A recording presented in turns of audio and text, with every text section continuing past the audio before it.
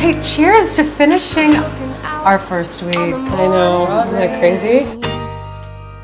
I used to feel uninspired. What has been the most surprising thing about taking on Carole King, such a legendary, iconic female figure? People have such a wonderful relationship with these characters and with the time period, and with the album. Like the amount of people who've come up to me and said, "Oh, Tapestry, you know, was my soundtrack of, you know, or my teenage years, you know." How about you? What are your feelings on Cynthia? She's everything I want to be. She's a ball buster.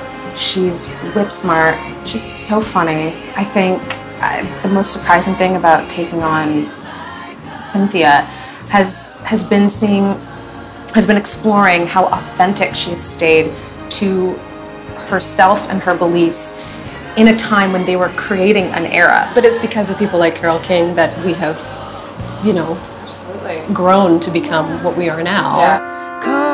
Completely.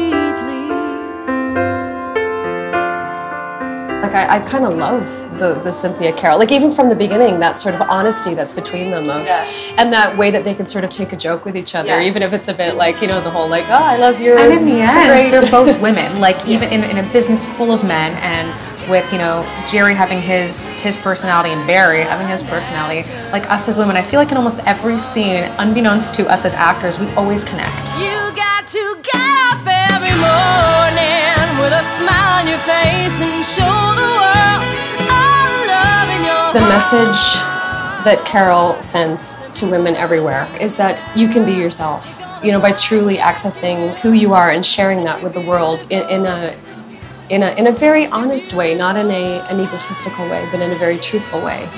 Allowing yourself to be that vulnerable and to open yourself up for the world. To be that is the message of her music.